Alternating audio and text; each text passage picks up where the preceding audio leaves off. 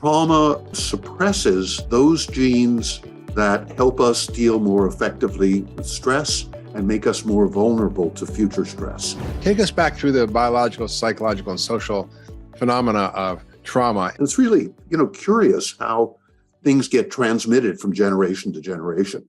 We know now that this is an actual, as you're suggesting, this is an actual biological phenomenon. The trauma causes changes in the chromosomes that are called epigenetic changes. Epi is a Greek word that means above. And these are changes that happen in molecules in the chromosomes that in turn affect the genes and affect how the genes express themselves, how they act in our bodies. And in a kind of simple way, trauma suppresses those genes that help us deal more effectively with stress and make us more vulnerable to future stress. So that's why that's what triggers are all about, in a sense. We're reactivating on a biological level the trauma we've previously experienced. And we know now from studies on animals and on Holocaust survivors that this trauma can be transmitted for 3 generations, from grandparents to parents to the children. And that these changes these epigenetic changes go along with the behavioral, the psychological, the emotional changes. So I think this is really important for all of us, because I don't know if you've had this experience. You wonder at times, well, why am I so affected by X, Y, or Z? And then as you begin to look at the sort of family history, it becomes a little bit clearer. Why do I act the way I do? I remember I was doing a group in one of our training programs, and there was a young woman from Mexico, and she was saying how ashamed she feels. But she said, I don't know why I feel ashamed. Yeah. And I have no reason in my life. And then she began to reflect on the shame that her parents, who were Native people, indigenous people, that they felt when they would go to the market, and how the oppression of indigenous people was somehow transmitted to this young woman who was quite assimilated. So I think this helps explain some of the difficulties that any of us may be having in our life. Yeah, it's really true. I think, the history of our families is written in our genes. And that seems a little bit daunting, because the question is, then how do we undo that? But the beautiful thing about epigenetics and the epigenome is that while your genes can't be changed, your epigenome can. And it's influenced by so many things. And we can literally rewrite the story, not only of our lives, but we can heal generational trauma, right? So we talk about, past lives, and I don't know if that's true or not, but in a sense, our past lives and our ancestors' past lives are written in our genes.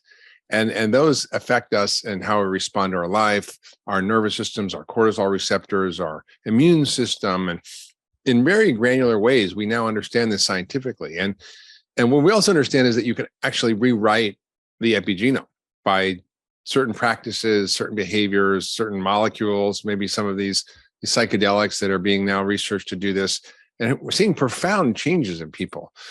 So I think what I'd love you to talk about is how you actually came to this work, and then how you use it, and what the model is, and how you then go from, one psychiatrist who has a good heart, who wants to help heal trauma, to training 300,000 people in a country in a model of healing, like in a few months. It's pretty remarkable. Well, and you've done this over and over again. I'm just astounded by it. So it's, I think the first thing to say is that the techniques that we use actually can reverse those epigenetic changes. Yeah. And there is research as you know, there's research on meditation being able to reverse some of those changes, research on nutrition, and research on movement and physical exercise, all of them, as well as connection with other people. I think those are all key elements. And our program the program at the Center for Mind-Body Medicine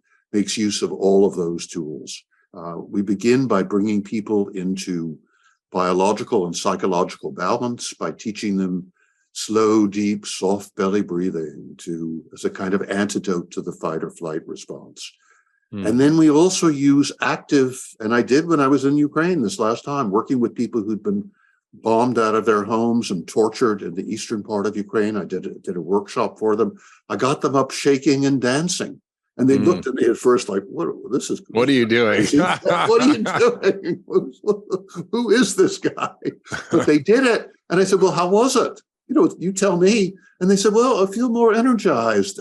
I feel a little like laughing. I haven't felt like laughing in 4 months, and I feel like laughing. And I feel a little, my body feels better.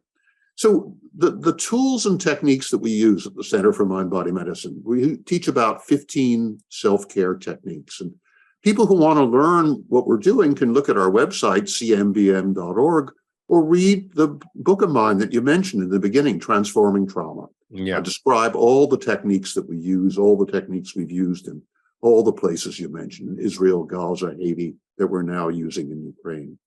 And I originally came up, along with some colleagues, but basically I came up with this approach as a way, a kind of universal language, a kind of vocabulary and grammar of how our mind and body function, and making use of the complete interpenetration of mind and body, making use of our understanding that our thoughts and feelings and how we relate to other people, as well as what we eat and how we look at the world, that they affect every physiological as well as every psychological function. And so, it's like teaching a new language to people. And I kind of put together from many different traditions, including modern medicine, but learning from the traditional Zulu healers and indigenous North American people, and my teacher, who was a North Indian from India, a healer, putting all these techniques together. And initially, I saw this as a way of dealing with as a way of dealing with almost any problem or issue that comes up, because stress and dysfunction play such a major role in every physical and psychological condition. It became clear that this was indeed true back when I started the Center for Mind-Body Medicine in 1991, and we began to train individual practitioners. Yeah. And then as I saw how well it was working in their practices and hospitals and clinics, I thought, well, let me see, let me go to some of the places in the world where the worst things have happened, and let me see if it can be helpful. Yeah. And so I started it was a question. I had a feeling it could be helpful.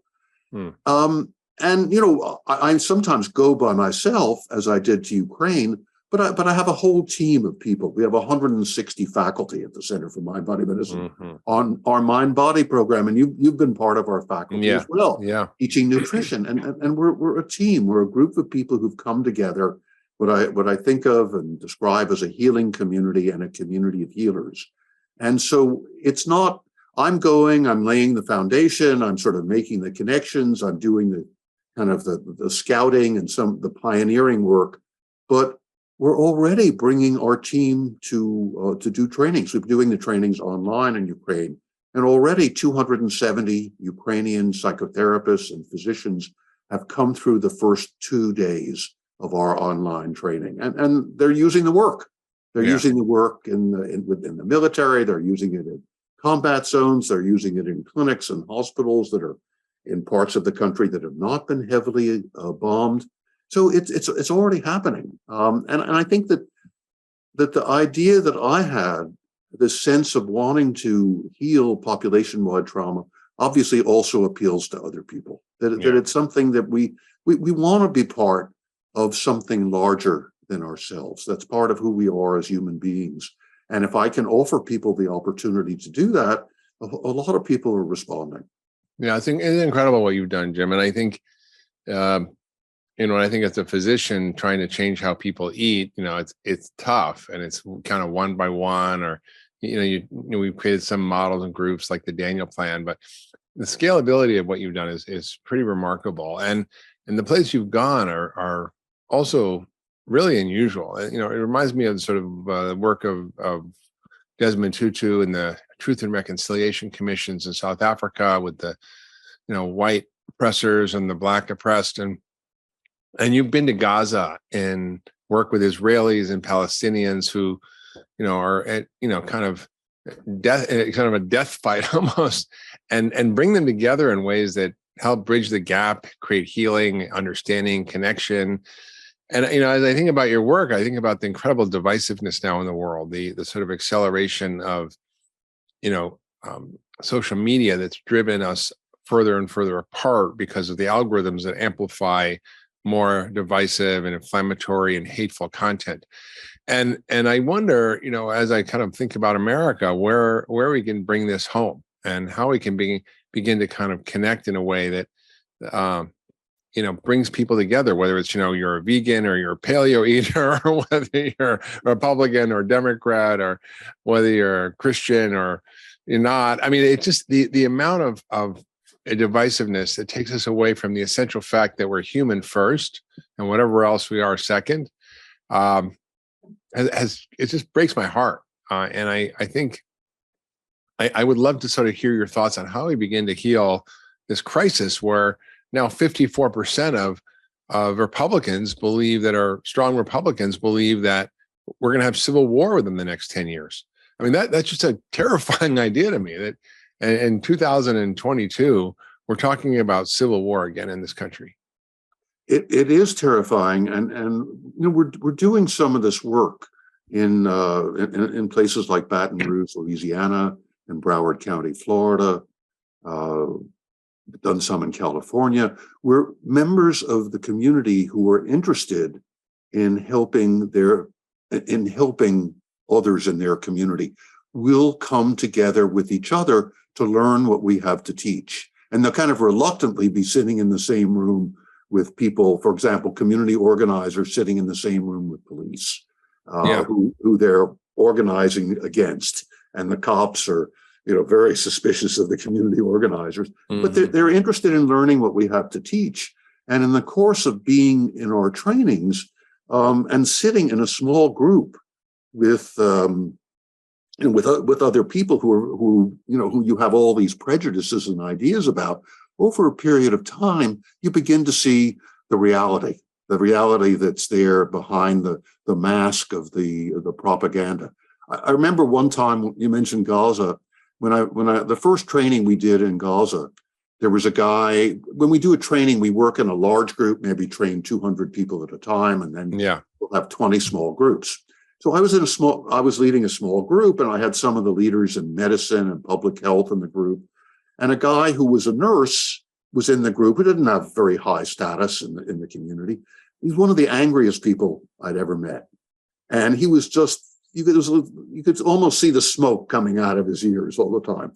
And in about the fourth day of the group, he looked at the guy across from him, and I'll spare our watchers the profanity, but basically he said, "I've always thought you were the worst kind of arrogant son of a, et cetera, et cetera, et cetera. I've seen you on television. I've seen you pontificating. But being in this group for 4 days, I see you're actually a human being." And he said, and that gives me the idea that maybe some of the Israelis are human too. Yeah, right. So it's possible, but people have to be willing to come together. I've been working with some members of Congress since January 6th. Amazing. And I say, and they happen to be all Democrats, and I say, can you get some of the Republicans to come into the group? And the people will say, "We've tried, but it's not happening." So there has to be a reason for people to come together. One of the things that's so interesting about Ukraine, and I just published this piece on lessons that Americans have to learn, is that people in Ukraine have come together across these divides, across religious divides, across cultural divides, economic divides, political divides, because the importance of saving their country is so much greater than the differences they have. We have to find some kind of common ground, some kind of common interest that will bring us together. And I don't know what it's going to be. I don't know whether it's going to be the welfare of children. I don't know whether it's going to be climate change.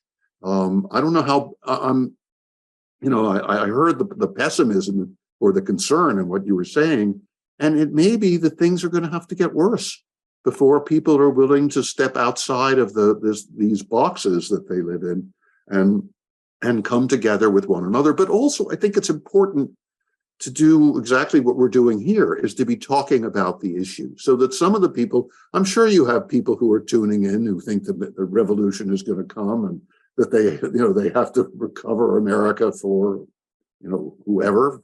But maybe something will touch them. So it's a real process, and I think at the community level, it's easier because there are common interests in a community. Communities don't want people to be killing each other. Yeah, I mean, the othering is really a problem. I mean, the othering of each other is really striking. And I have a friend, an African American actor, who told me an incredible story about how he was campaigning in Pennsylvania, and between Philadelphia and Pittsburgh. He says it's more like the deep South. And he was in a shopping mall, and went to around to try to register people to vote, not asking them who to vote for. And this was, I think, in 2008. And he went to this one gentleman and said, "Can you vote?" He's like, "Register to vote?" He's like, "No." And then he came back a second time. He says, "Come on, why don't we register to vote?" And he was like, "No." And then he said, "Well, why don't we have lunch?" My friend asked him, "Why don't we have lunch?" And so he had lunch, and he said, "What do you care about?" And he started talking about, things that really, political stuff. He says, "What do you really care about?" His family and these issues. And he started really getting into what he really cared about. And then he took the pamphlets from McCain and Obama, and he ripped off the front and just put what their policy platforms were. He said, "Well, who do you feel more aligned with here?" And it was Obama, right? And he was kind of shocked, and it turned out this guy, it was able to sort of change his thinking, and then convince him, his family, and his friends to actually vote for Obama, which was really kind of striking about sort of humanizing each other. Yeah.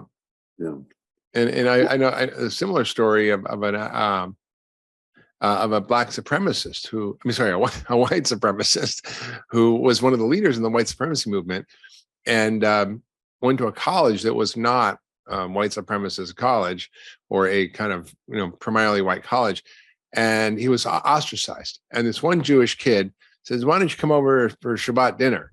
And he started making friends with them, and then they started having conversations, and they started to talk, and it started to sort of share their perspectives. And over the course of a year, by sharing information, research, this guy completely changed his view. And I think we all have the capacity to begin to create understanding, and instead of creating somebody as the other and the enemy and the bad person. When I was in medical school, I went to Russia as part of this program called Citizens Diplomacy. We tend to kind of vilify the other. And the idea of this group of medical students was to go to Russia, at the Soviet Union at the time, and I'm that old, right? It was still the Soviet Union, and to go and meet with other medical students and become friends with them and develop relationships and to humanize the other and the enemy. And it was so profound.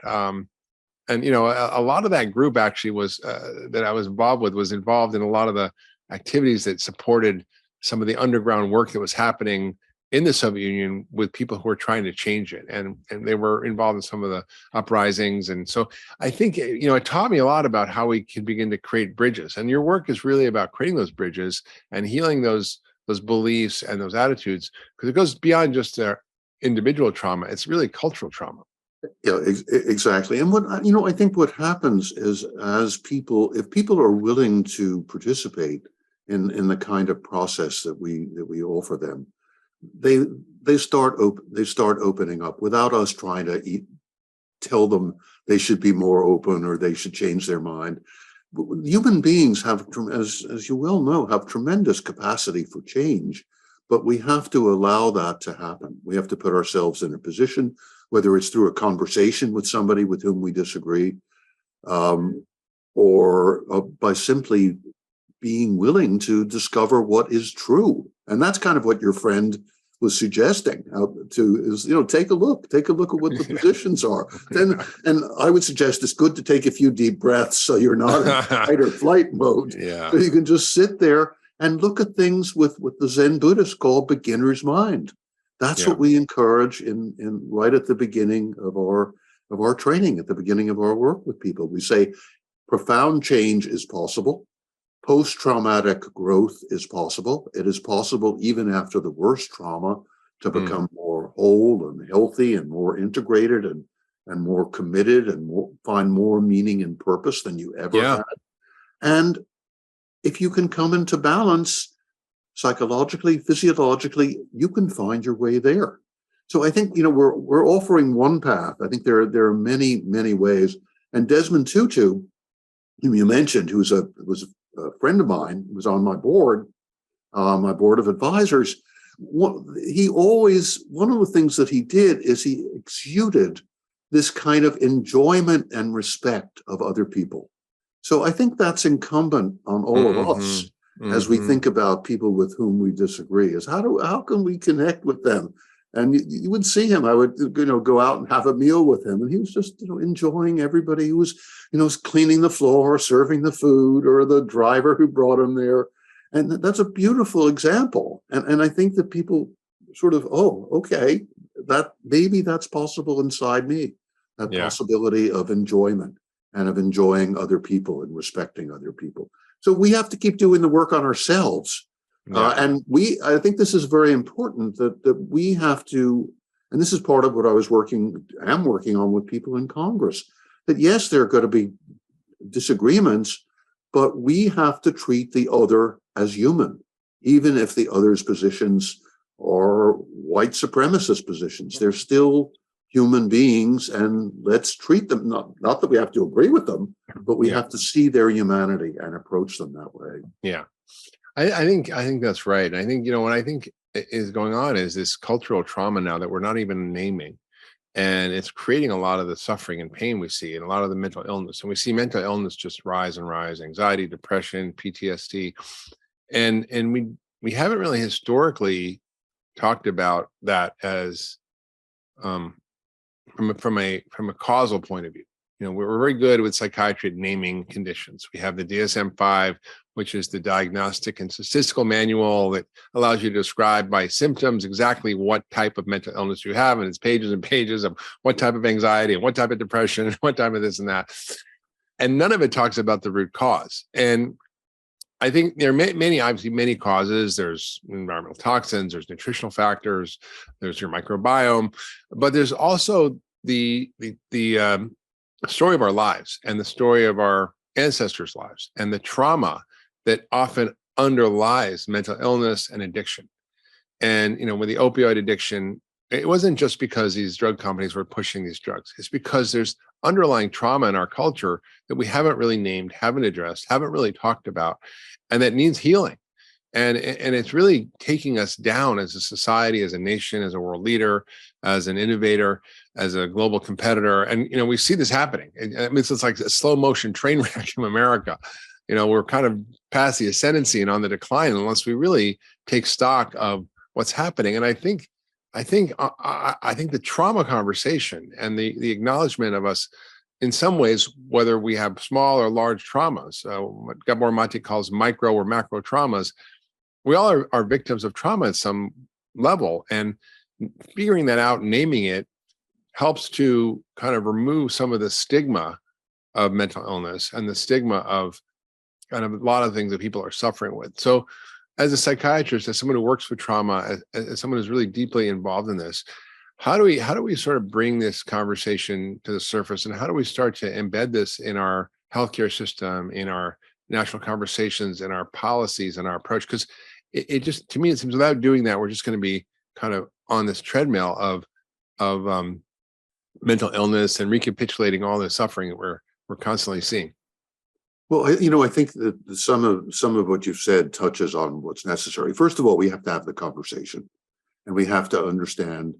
And I don't really think of myself as a victim, but we have to understand that trauma affects us all. It's part of being human. Like we're all, I suppose, a victim of death. And death's going to come to us. Trauma is going to come to us. So we need to understand that and not see it as something that just happens to those other people who have, been in a war or have had the most horrible parents. That's number one. And number two, we have to see that it is possible to move through and beyond the trauma, that if we recognize it, we're willing to allow it to appear in our lives, in our imagination, to see its effects, we can deal with it, and we can move through and beyond that. And this is an ancient, an aboriginal understanding. We have to recover that. The medical model has, in some ways, as you're suggesting, has fetishized trauma. It's made it, and turned it into these diagnostic categories that are that we suffer. And I think that sometimes that's helpful in trying to understand, what do these symptoms mean? But in the long run, first of all, it defines something as medical that is part of the human condition. And then it seems to dictate that we need to fix that individual. Whereas, in fact, what we need to do is to create the opportunity and the setting and the attitude that encourages people to understand and help themselves and to move, that this is possible. And we need to look at it not so much as a medical problem, but as a public health problem. Yeah. I mean, if in the United States we're so divided with each other, are we going to give a diagnosis to everybody who's gotten on left or right or center? They have some kind of personality disorder. That's not the point. No. The point is that this is part of our part of the way that we're living right now. One of the things that I'm doing in Ukraine and the people, one of the reasons people I think are so welcoming is I'm saying, let's drop the medical model. This is a universal problem. There are 45 million people in Ukraine. World Health Organization says 10 million people are going to have major depressive disorder. So many people are going to have post-traumatic stress disorder. Why not look at 45 million people who've gone through this incredibly hellacious traumatic experience, and let's create opportunities and rituals for everybody to heal themselves and understand that it's possible. So it's coming out of a medical model, which tends not only to be not particularly effective, but also very isolating. One of the things that's most important about healing trauma is having some sense of connection to other people and looking for some and finding some meaning and purpose in our lives. And that doesn't come out of the medical model very easily, whereas it comes out of an educational and a public health model. So we have to shift the way we look at things and what we as physicians are offering. Yeah, I think that's really true. We are so focused on a medicalization of mental illness and of our psychological issues that it sort of prevents people from actually facing them and dealing with them, owning them. I think one of the most important teachings that you have, and it's embedded in your work, is that we don't have to continue to live in the effects of the trauma that we've experienced throughout our lives, that we can actually change that, and that changing that is key not only to our psychological health, but also to our physical health. And I think I'd love you to sort of talk for a minute about the sort of the implications of this trauma and how it manifests for people, and how would they notice? Because I could tell you that I did not, until really recently, self-identify as someone who had any trauma in my life.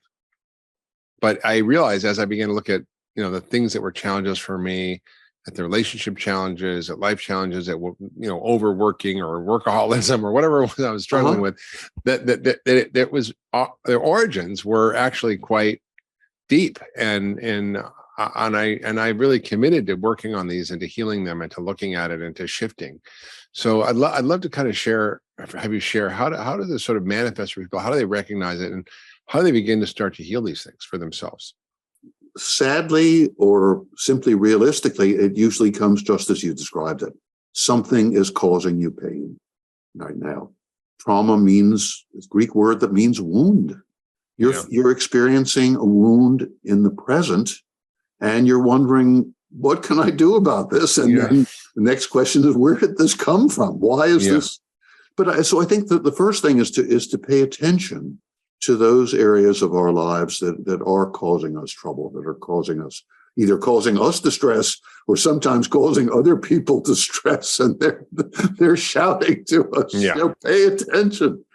And so what is going on if I'm being overbearing with other people?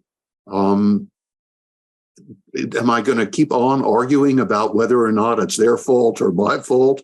Or am I going to look at the fact that, well, maybe that came from something that was in my childhood, and maybe this is something that's working in me, and maybe I need to address it. So I think that's where we begin. And then the approach that I've adopted over all these years is really a meditative approach. Mm-hmm. And saying, by which I don't mean anything fancy or anything that has to do with a particular religion. I mean simply being aware moment to moment of what's happening and paying attention to what I see, and as well as using techniques of meditation to bring me into physiological and psychological balance. Yeah. And once I'm in, so we begin all of our meetings at the Center for Mind-Body Medicine by meditating, by doing a few minutes of slow, deep, soft belly breathing. So we're not ready to shout at each other. Everybody's got to respect my opinion.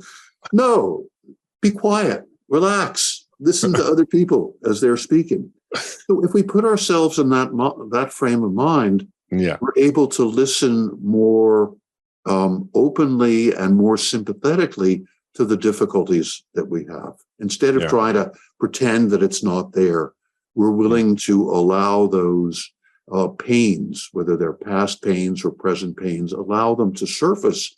And then as we're able to use the tools and techniques that I and others teach, the tools and techniques I teach in transforming trauma, we can use our imagination to say, okay, let's say I'm overbearing. What do I do about that? Well, I can use guided mental imagery. I can ask that part of my mind that knows the answer. The part that doesn't yet know the answer can say, okay, and you can call it a wise guide. You go into a relaxed state and you allow a guide to appear to you. So say it's Desmond Tutu or an eagle or a flower, and then you have a dialogue and you say, okay, flower, you're there. What do I do about being so overbearing? And the flower says, well, what you have to do is open your arms up a little more and be a little more embracing of other people, because these are people that you're talking. I just did that right now, and it's good advice for me. But I do get overbearing. I need to open up to the people. Or maybe I do a drawing. We do a set of drawings. Draw yourself with your biggest problem, and draw yourself with your problem solved. And it is amazing what people come up with. And this is to be the first time that I meet with them. We all have this capacity, but we haven't been educated to use this capacity to either know ourselves or mobilize our intuition or unconscious. I mean, it's there in all of us. And we just need to understand that there is the possibility of healing trauma. There's the possibility that we have the answers within ourselves. And then we need to learn techniques to use to access those answers. And sometimes it's important to look at the beliefs and how we've developed our beliefs about how to be in the world. I recently was reflecting on, one of my behaviors that I struggle with most of my life, which is the trouble saying no, and this sort of trouble with over pleasing people by not wanting to upset them. And I kind of know where this came from, but I think there's these sort of fight or flight response, which people really are very aware of. And then there's the freeze response, which is another kind of playing possum, which many of us do. But I think there's like a fourth manifestation of trauma, which is the fight, flight, freeze, and fawn response, which I've recently been reading about. And fawning is basically people pleasing and not being able to say no, because the consequences of saying the truth feel life-threatening. For me, it did as a child when my stepfather would be upset when I would say something that he didn't like, whether it was that I didn't take out the garbage or whatever it was, that I didn't, wash my hands after I went to the bathroom. I mean, he literally grabbed me, and when I was 7 years old, and I took a soup pan because we didn't have garbage disposals in the sinks back in the day. And my mom's like, flush the soup down the toilet. And I did. And he came out of the bathroom and he asked me if I washed my hands, and he went into a rage and he picked me up and he threw me against the wall, screamed at me. And I was this tiny little boy. I'm 6'3" now, but I was like a little kid. I was really little. And it just shook me right to my core and got wired into my nervous system in a way that made it really clear to me it wasn't safe to tell the truth. It wasn't safe to disappoint people or to upset people. And I had to do whatever I could to prevent that.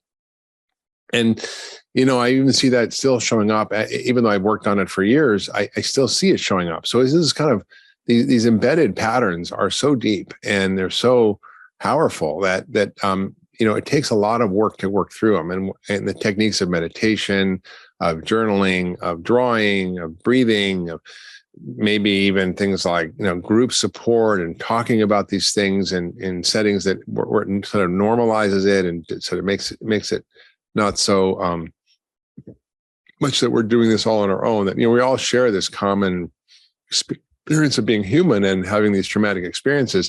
And I don't even know if, there are other ways that are emerging around the psychedelic therapies and MDMA.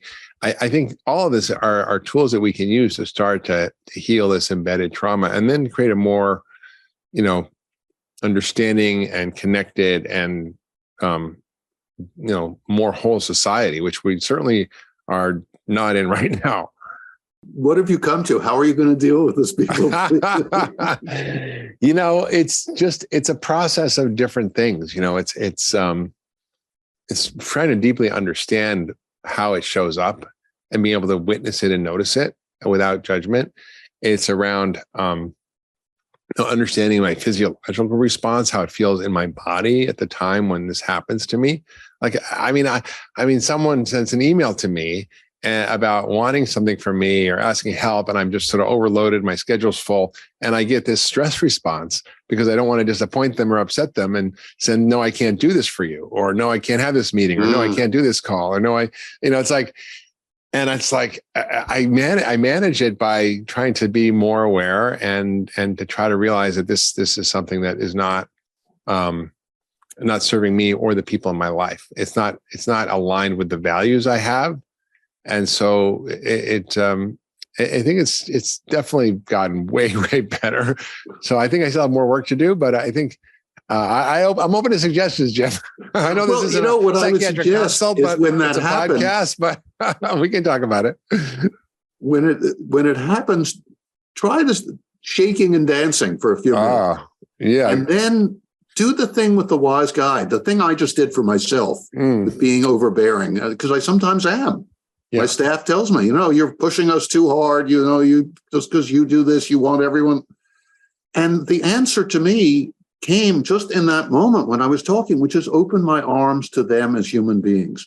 Now, the challenge is to remember that every time. All right. I think in that few seconds, the insight that came to me is the vital one, that what is more important than my wanting to get something done or achieve something is to treat the other person as fully human.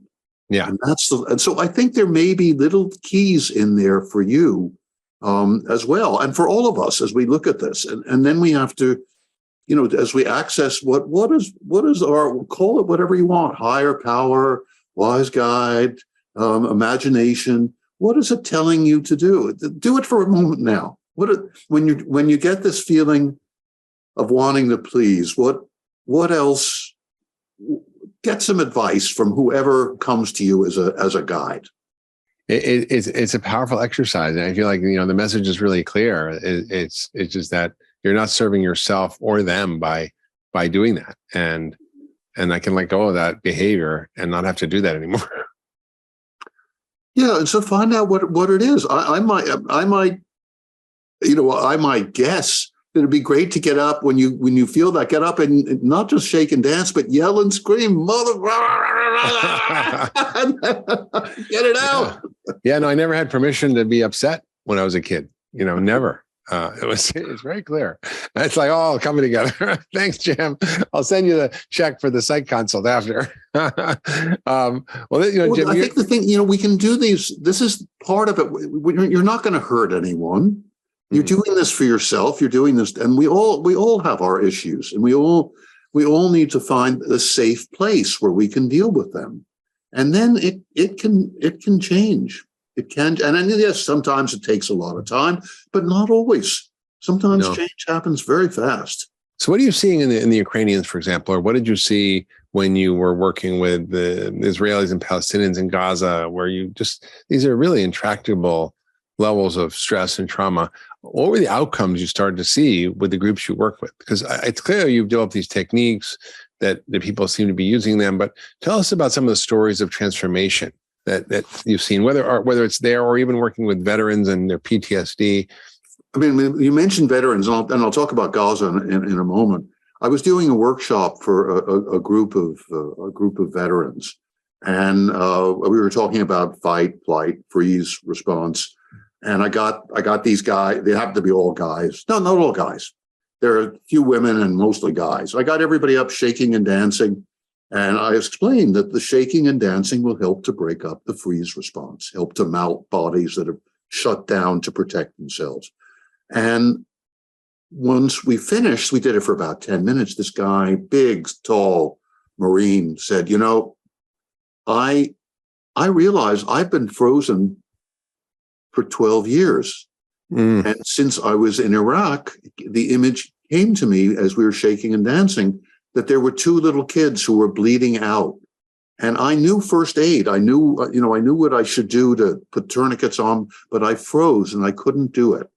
And in some ways, he said, I've been frozen ever since, not being able to get close to other people. He said, maybe now I can use this shaking and dancing as a tool to help me so that I can be unfrozen. Yeah. Another story. I mean, that's just one meeting with this guy. I don't know. I have a follow-up. I do have a follow-up on Little Girl. And anyone who wants to can look at the CMBM website. And there's a CBS 60 Minutes filmed me and filmed this little girl in Gaza a few years ago. And she was in a group where her, with 7 other kids, all of whose fathers had been killed in the 2014 war between Hamas and Israel. All these kids had lost their fathers. And when she grew in the first session of a 9-session group, she drew herself with her biggest problem, which was her father was dead, her 2 uncles were dead, her aunt was dead, her home was destroyed, her school was destroyed, her neighborhood was leveled. And the solution to her problem, which is usually fairly positive in the drawings, for her, it was to be in the grave with her father. Wow. She said, there's nothing for me in this life.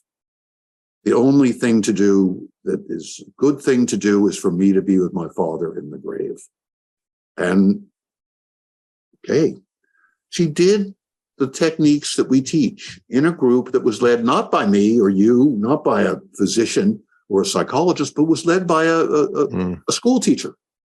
And she was in 9 sessions with these 7 other kids. And at the end of the group, she did another set of drawings.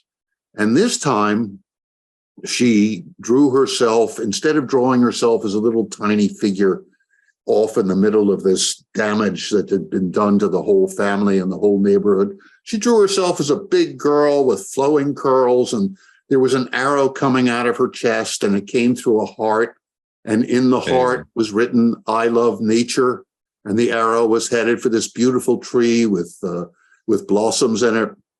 And when she drew where she was going to get, which was sort of the equivalent of the problem solved, instead of being in the grave with her father, she was standing up in a white coat with a stethoscope in her ear. And on a table in front of her, there was somebody lying down. And I said, what's going on? And people can see Scott Pelley saying it on 60 Minutes. What's going on? She said, well, I'm a doctor. I'm a heart doctor. And in Gaza, after this war, so many people's hearts have been hurt. Scott Pelley and I both said to her, well, who are these other people who are standing by the table? And she said, oh, those are my other patients. They're waiting for me. So she went from being this girl who was ready to die, and this is 6 months after the war, to being, after 9 sessions of self-discovery and using these imaginative and expressive self-care techniques, she discovered for herself a way to move through and beyond the trauma. It wasn't that she stopped being sad. She told me how much she still missed her father, and she was wearing purple socks that he'd given her. But she was grieving. She was no longer frozen and shut down by her trauma. Yeah. And I have a follow-up. A few years later, she's now getting ready to go to medical school. Amazing. She's going to be a doctor. That's crazy. She's actually going to be an oncologist, because people in Gaza have very high rates of cancer, and some of her family members have had cancer. So she's shifted from, at 9 years old, she wanted to be a heart doctor. Now she has a better sense. She wants to be an oncologist. Incredible. That's possible. That's possible for us, that kind of transformation. You literally just came back from Ukraine, had bombs falling all around you. People you knew literally were killed from these bombs just a few feet away from you.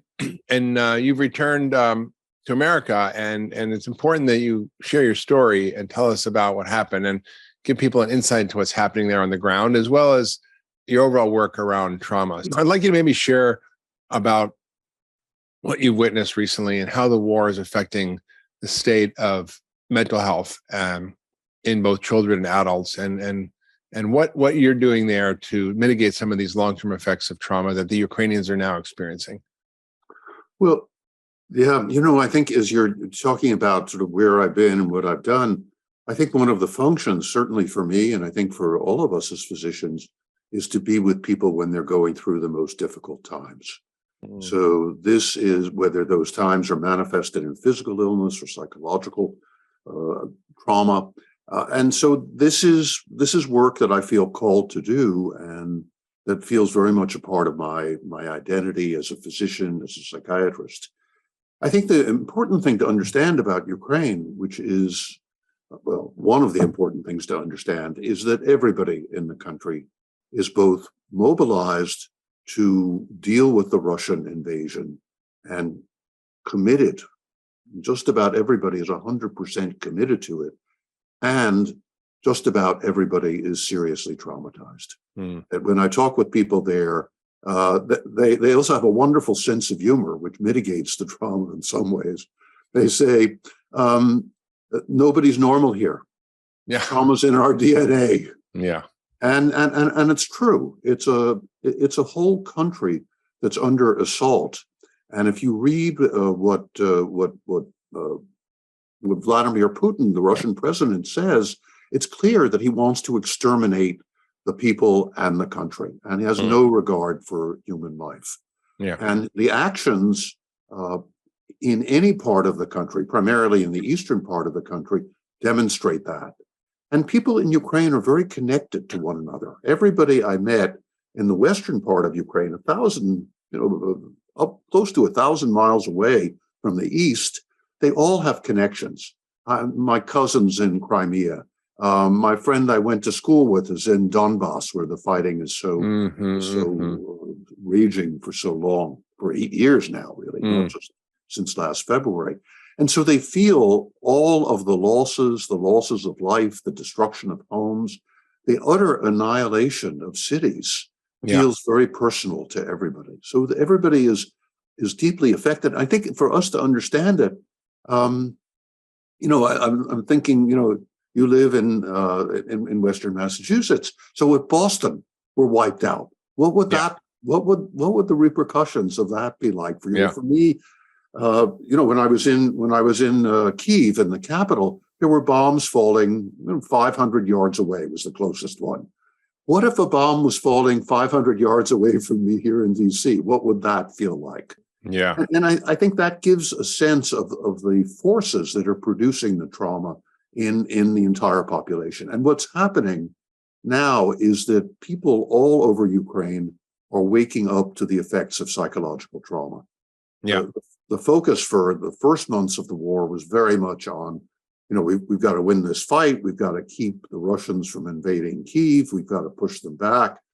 All still absolutely vitally important, but they're beginning to recognize in the schools and the hospitals and the clinics and the community-based organizations and in the military, the effect of psychological trauma on everybody of every age. Yeah.